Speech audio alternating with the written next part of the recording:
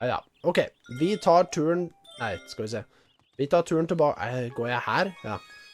Turen tilbake til Rosalina for å snakke om å få redda Peach. Jeg bare hopper ut her. Jeg håper at det går bra. Det gjorde det.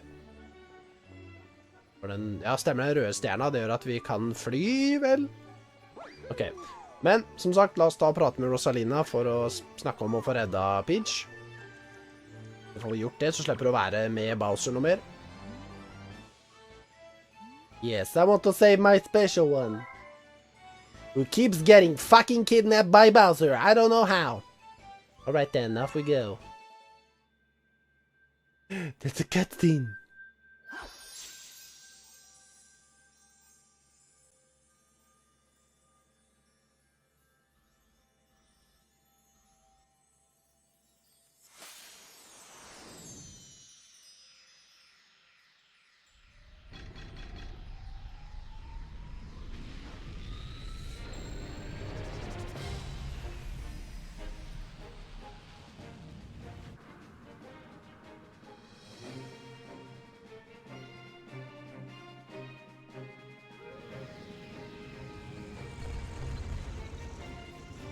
Og det de hadde ganske mange skip, de. Holy crap. There is a warp field inside the castle. Go, they're inside, hurry.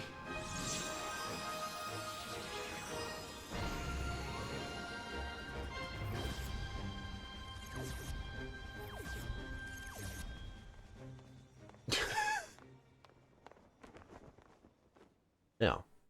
Bowser, here we come.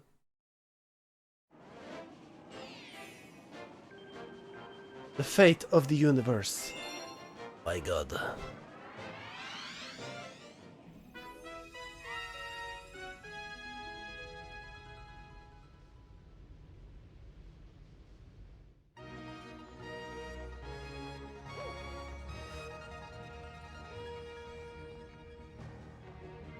Let's go. Gonna save you, Peach. We got this. Er det de der lysa igjen da, som jeg må følge for å ikke falle ned eller daue eller daven. Daven, det er så vidt jeg. Ikke bli treffet. Unna vei. Out of the way, bitch. Trying to save my girl. My princess. Again, who keeps getting kidnapped by a giant turtle.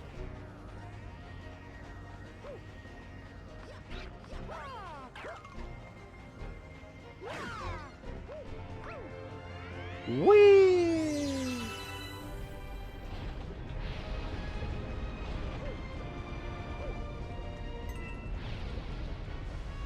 Oh! Okay. Ja da, jeg vet det svir. But we don't have time to whine. Oh crap.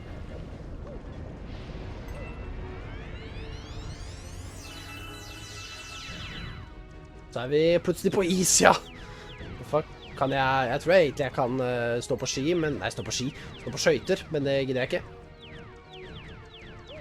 Da er det mye vanskeligere å manøvrere, synes jeg.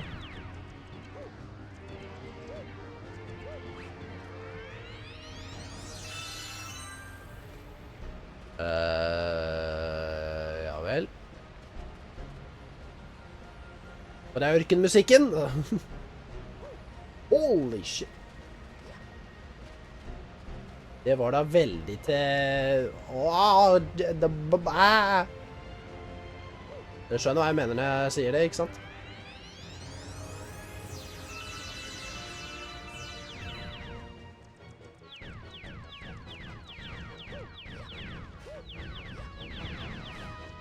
Oh shit. De forsvinner. Det er kleint. Det er det jeg sier, når jeg absolutt skal gå for det ekstra livet, så mister jeg det. Det er bedre å bare la være.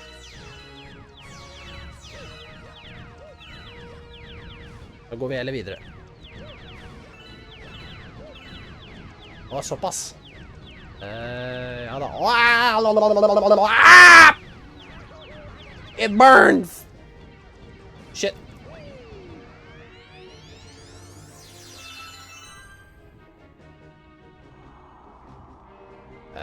Det her husker jeg faktisk. Men din forbanna bulletbil! Hva faen er det du driver med? Nei, så må jeg starte herfra da. Faen, det var den verste timingen på den bulletbilen da. Fader heller. Ok, vil jeg være å bli trøffet av det. Det er så kleint. Altså, wii!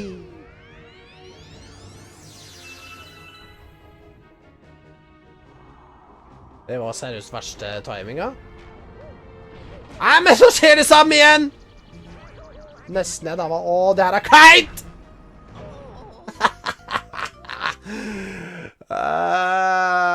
Fuck all den driten på slutten her da. Thwompan, der var jeg nå. Er det her et level som jeg skal se hva slags ting jeg klarer å daue av? For jeg er på vei dit, for å si det sånn. Bullet Bill, Thwomp. Hva blir neste? Lavaen, der vil jeg sikkert ta neste gang nå.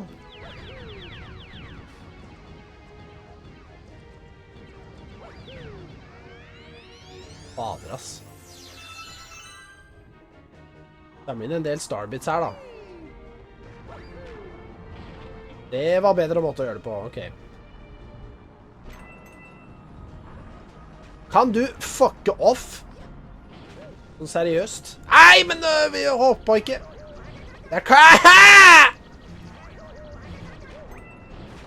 det her er så enemy spam at du kan bli fuckings gæren.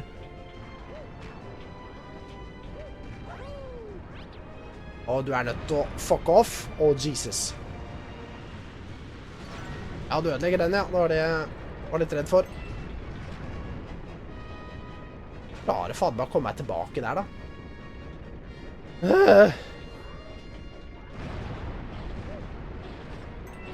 Nei, men jeg hopper jo! Den vil ikke reagere.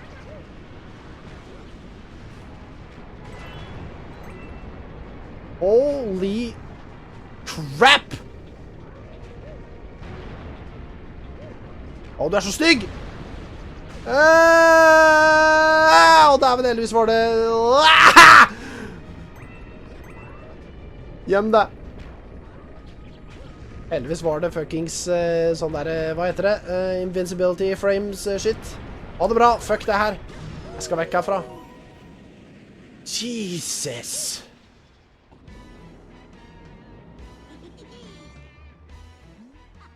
Looking for Princess Peach? Too bad, because she's with me. I've come to save you, baby. For the millionth time. Ok. Jeg kommer. Jeg ser det står der oppe. Der, ja.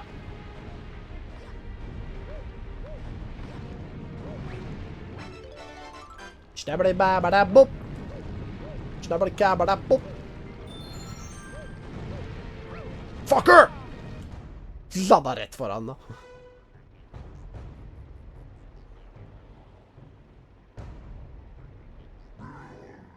Finally, you got here just in time to see the creation of my galaxy and center of the universe. Jeg vet ikke hvorfor det. Jeg tror ikke jeg har brukt den stemmen på Bowser før. Jeg prøver egentlig å gjøre en litt sånn der... Tidligere så har jeg gjort en litt sånn Jack Black-aktig Bowser-stemme, men... Watch and weep! Det er litt bedre. Watch and weep, bitch! From this galaxy, I'll rule a great galactic empire with Peach by my side. It will last forever. I will rule every pitiful corner of the universe. So, Mario, as you can see, I got big plans. And stopping you is at the top of my list.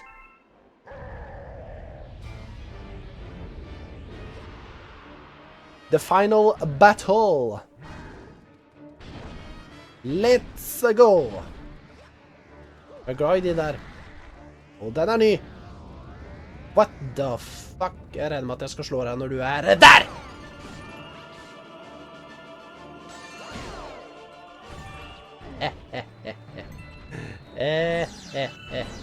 Oh crap.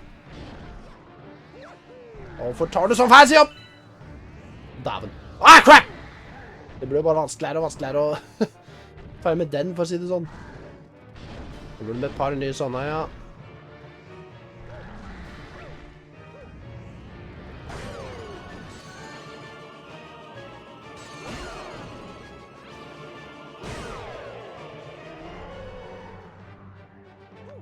Neste sted, ja. Jesus! Ok, jeg var ikke forberedt på den.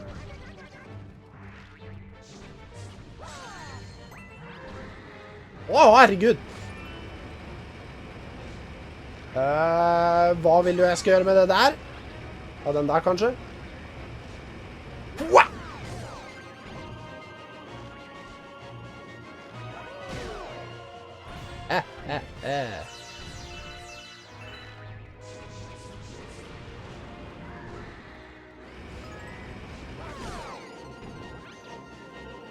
Nei!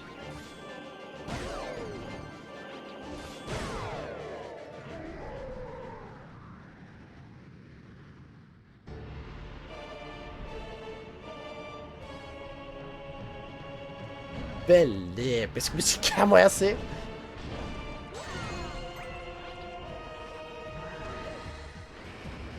Wow! Dæven! Crap. Det var nesten. Jeg offret meg for å treffe den der. Bitch! Yeah! Nei! Yeah!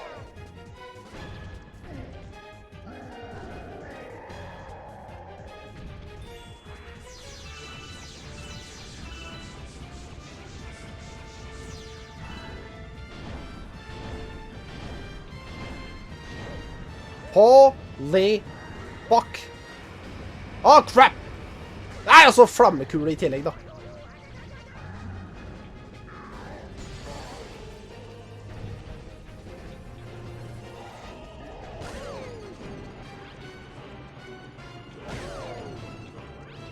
Wow!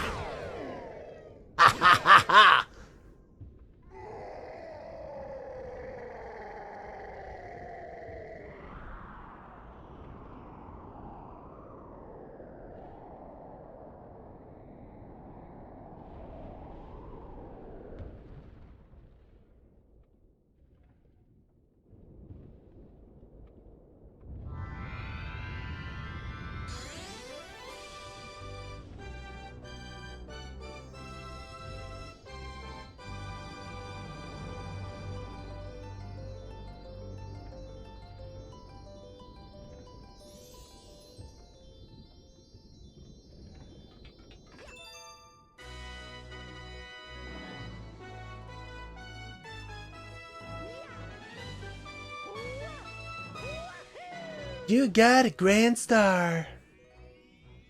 Det er vel siste grand staren også? Du seier av Bowser en siste gang der nå. Nå får vi vel kanskje en cutscene med Peach. Vi redder Peach kanskje da, jeg vet ikke.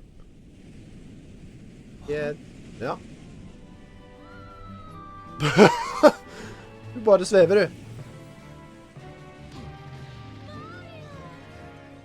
I got you, baby.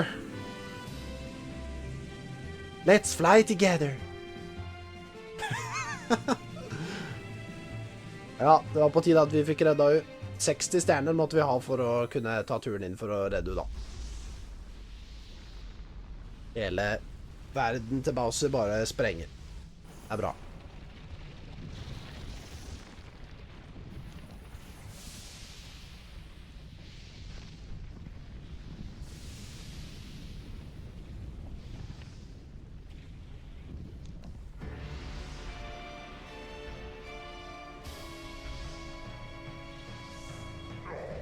No, Peach!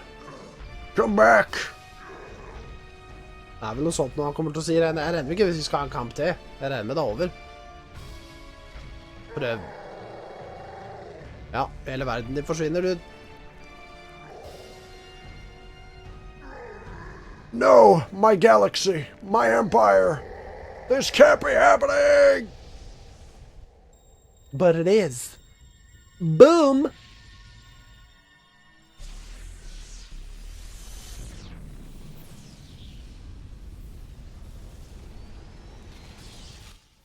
Såpass. Jeg tror vi skal komme oss vekk. Oi, oi, oi. Jeg tror vi skal komme oss vekk herfra. Veldig kjapt.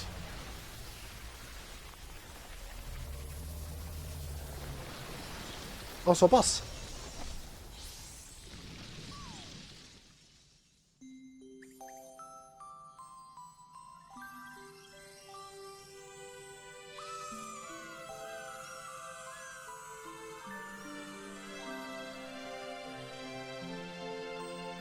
Offrer de seg noe sånt nå, eller? We'll help you, Mario.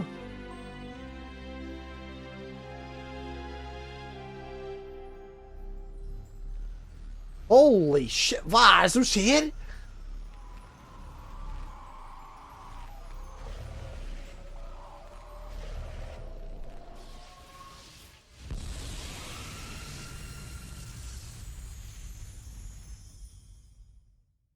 Ja. Jeg vet ikke hva som skjedde nå, men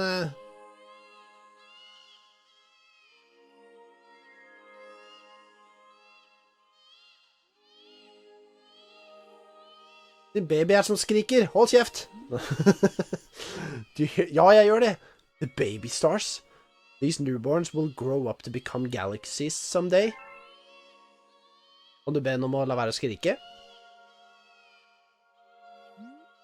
When stars die, they turn to stardust and scatter across the cosmos. Eventually, that stardust reforms to create a new star, and so the cycle of life continues. But the cycle never repeats itself in quite the same way. So you'll see.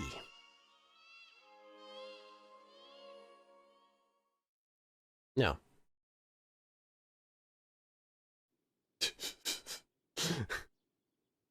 Men redda de der lumane våre, eller hva redda de vårs? Plutselig er vi her tilbake her, det er fyrverkeri. What the fuck?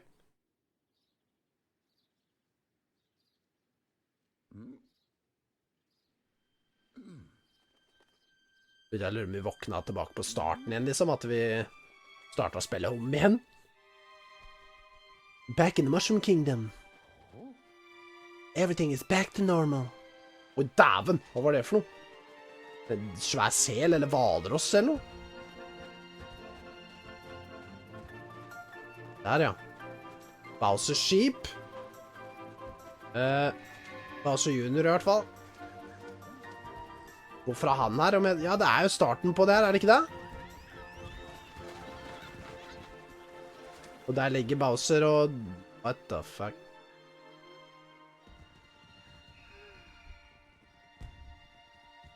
Bowser.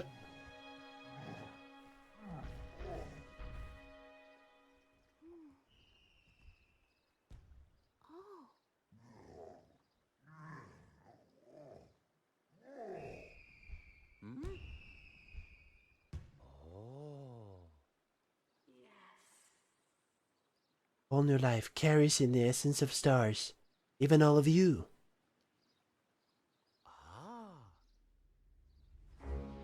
Welcome, welcome, new galaxy.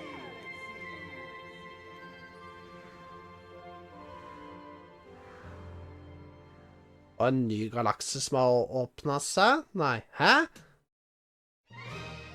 Ok, Super Mario Galaxy. Da var det kanskje en ny galakse som ble åpnet for oss, da. Virket det som. Som vi sikkert kan ta turen til. Det er sånn, ja, det har kanskje spillet en ganske stor, hva heter det? Postgame? Hva er noe sånt noe? Ok, nei, men det var Super Mario Galaxy, folkens. Jeg vurderer som sagt å lage et par bonusvideoer på det spillet her. For det er et veldig bra spill. Veldig moro å spille det gjennom igjen. Jeg spilte gjennom det for mange år siden, som jeg har sagt tidligere i serien. På Nintendo Wii, og det her er jo Nintendo Switch-versjonen, den Super Mario 3D All-Stars-versjonen. Men som sagt, veldig moro spill, veldig moro å spille på nytt igjen. Det var det som skjedde, jeg vet ikke helt hva som skjedde på slutten der nå, det var ikke som det ble dannet et svært svart høl, og så holdt vi på å bli sugd inn i et eller annet. Fordi Bowsers verden sprengte, og så redda de der små lumaene våre, de redda oss, og så... ble en galakse normal igjen, og så var det en ny galakse som ble spåna, holdt jeg på å si. Men jeg vet ikke om det har noe å si med om det var kanskje bare en teaser for Super Mario Galaxy 2, kanskje? Jeg vet ikke. Vi får se hvor vi havner når vi blir kastet tilbake. Jeg tenkte vi skulle ta oss og bare høre på resten av den historien før vi tar og avslutter til Rosalina, for vi begynte jo å lese på de forskjellige kapitlene.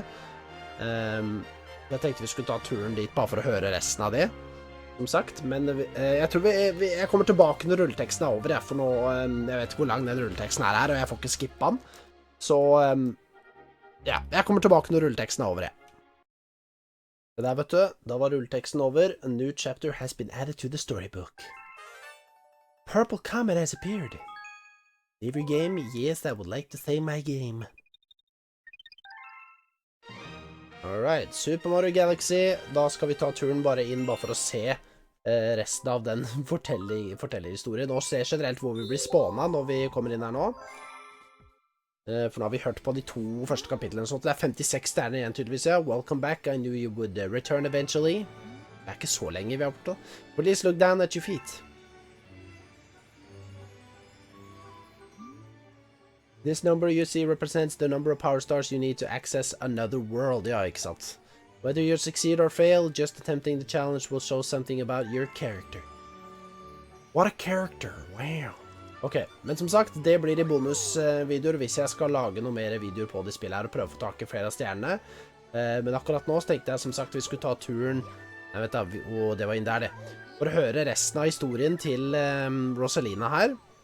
Jeg tror vi rakk å høre på de 2 første kapitlene, så vi skal ta og høre på resten, tenkte jeg.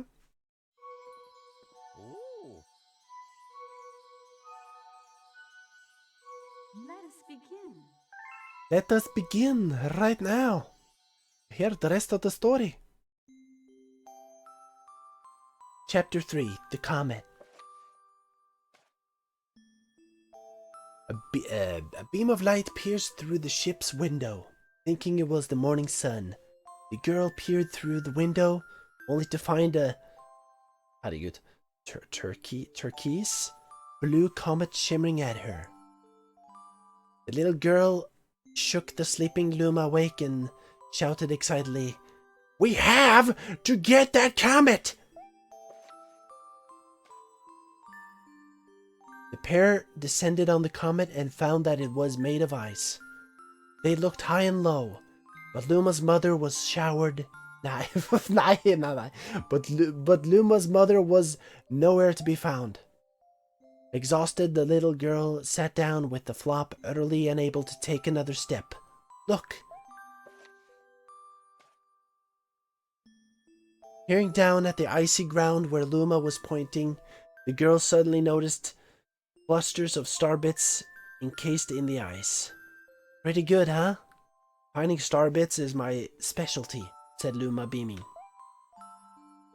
There's ice here, but it's so warm. I bet there's water here too.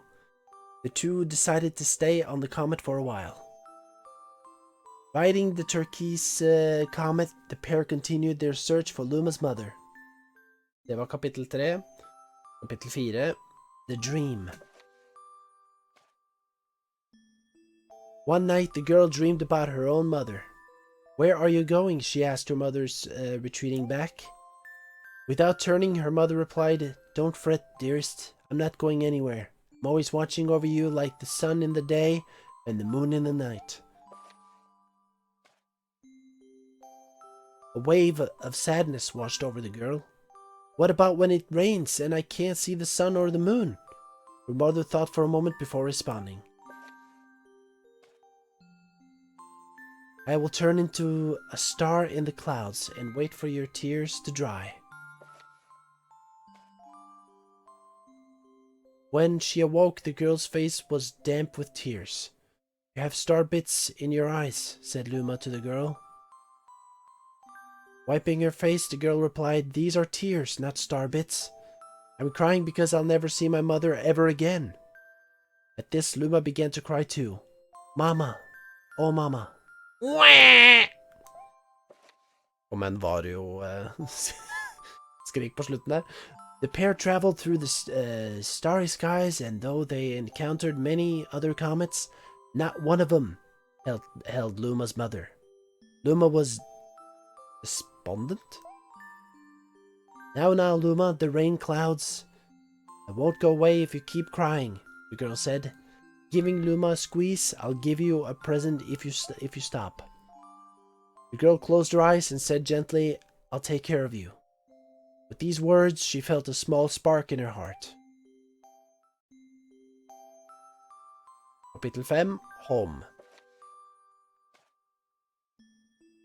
Kitchen will go here, and the library will go here. The girl said busily to herself, we'll put the gate here. Ever since the girl took Luma under her care, she had been bustling about at a feverish pace. It's a lot of work, but it's worth it to make a happy home. It turned out that star bits weren't the only thing buried in the ice. There were tools and furniture unlike any they had ever seen, and the girl used them to build a home. Looking at the completed house, Luma remarked, don't you think it's awfully big for just the two of us? With a library, bedroom, kitchen, fountain, and gate, it was certainly spacious, but still, something seemed to be missing. If only my father, brother, and mother were here, the girl said wistfully. Indeed, the house was too large for its two small residents. That night, clutching her favorite stuffed bunny close to her heart, the girl fell asleep in the starship. Chapter 6, Friends. Then one day, while the girl sat sipping tea, a tiny apricot-colored planet appeared in the horizon.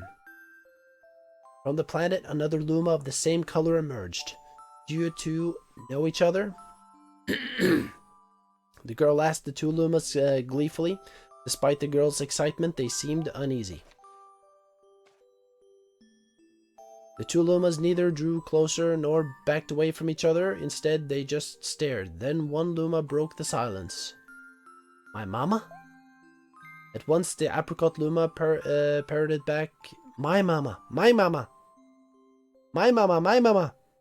Two Lumas began to dance around the girl frantically, and neither showed any sign of stopping.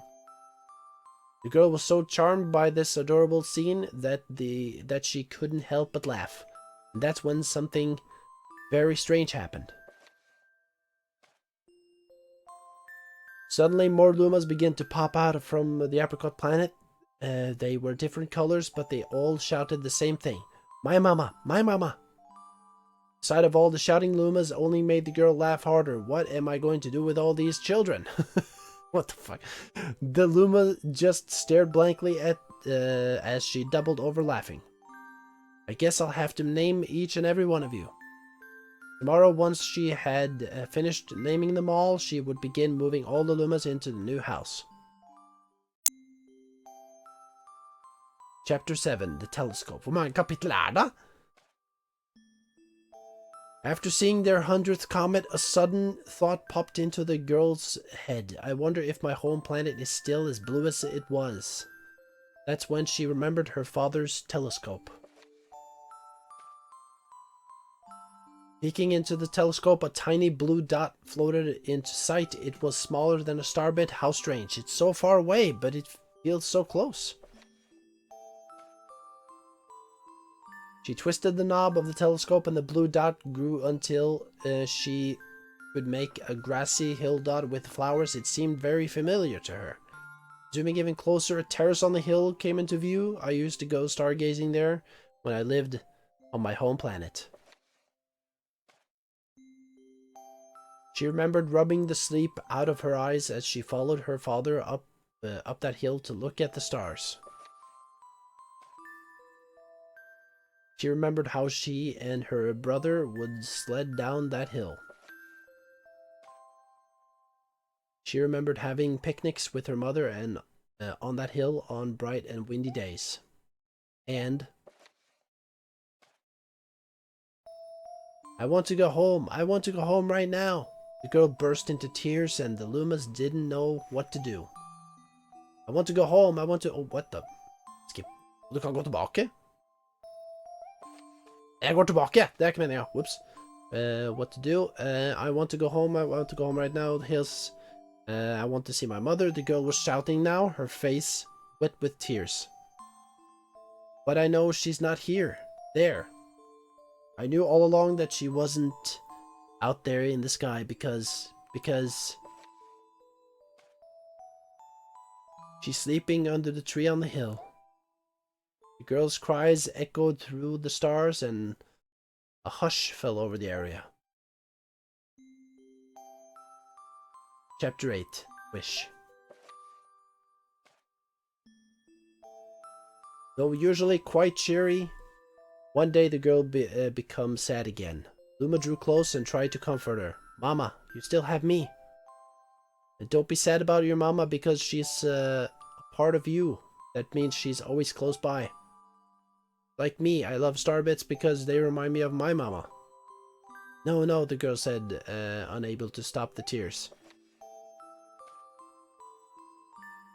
A lonely look flickered across Luma's face, but it was soon replaced by a wide grin. I have an idea. I will transform into a comet and soaring comet that can carry you all on this journey.